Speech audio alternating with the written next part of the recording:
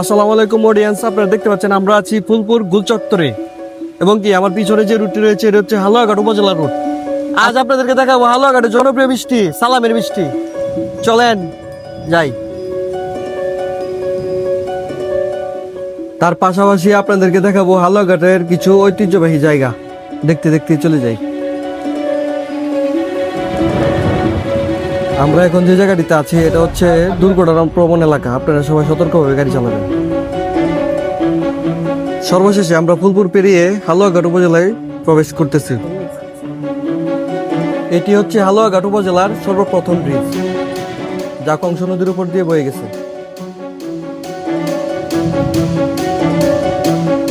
এটি হচ্ছে হালুয়াঘাট উপজেলার নাগলা বাজারের প্রথম ব্রিজ।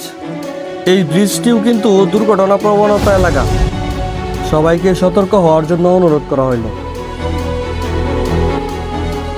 নাগলা বাজার যাওয়ার আগে গাড়িতে আমরা ফুয়েল ভরে নিলাম পাম্প থেকে। এই সেই হালুয়াঘাট উপজেলার নাগলা বাজার, যেখানে সবসময় জাম লেগেই থাকে।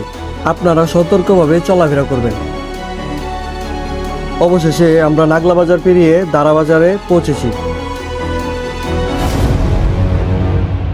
আমরা রয়েছি হালুয়াঘাট উপজেলার গাঙ্গিনাপাড় ব্রিজে। আপনারা এখানে আসলে দেখতে পারবেন এই ব্রিজের সাথেই পাকিস্তান আমলের একটি পুরাতন ব্রিজ রয়েছে। এই ব্রিজ পেরিয়ে একটি বাজার রয়েছে যার নাম দশা বাজার নামে পরিচিত। এটি হচ্ছে হালুয়াঘাট উপজেলার কারিগরি প্রশিক্ষণ কেন্দ্র। তার পরবর্তীতে রয়েছে হালুয়াঘাট শহীদ স্মৃতি কলেজ। অবশেষে আমরা হালুয়াঘাট বাস স্ট্যান্ড পেরিয়ে হালুয়াঘাট বাজারের দিকে যাচ্ছি।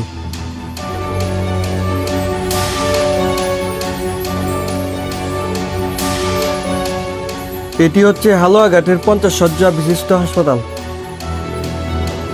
এখন আছি আমরা হালুয়াঘাট উপজেলা সদরে। এখন আমরা প্রবেশ করছি হালুয়াঘাট মাছ বাজারে, যেখানে সকাল 7টা থেকে রাত 12টা পর্যন্ত মাছ কেনাবেচা হয়ে থাকে। এই মাছ বাজারে অনেকক্ষণ ঘোরাফেরা করার পরে আমি কিছু মাছ ক্রয় করলাম। বাজার শেষে সেই ঐতিহ্যবাহী সালামের জনপ্রিয় মিষ্টির দোকানে যাওয়ার জন্য প্রস্তুতি নিচ্ছি। এই হচ্ছে সালামের জনপ্রিয় মিষ্টির দোকান। চলেন সেই সালামের মিষ্টির দোকান থেকে ঘুরে আসি।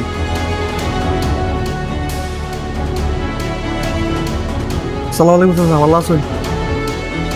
এই সেই জনপ্রিয় সালামের মিষ্টি, এটাই আমাকে খুশি হবে। বিসমিল্লাহ। আপনারা সবাই আসবেন, ধন্যবাদ।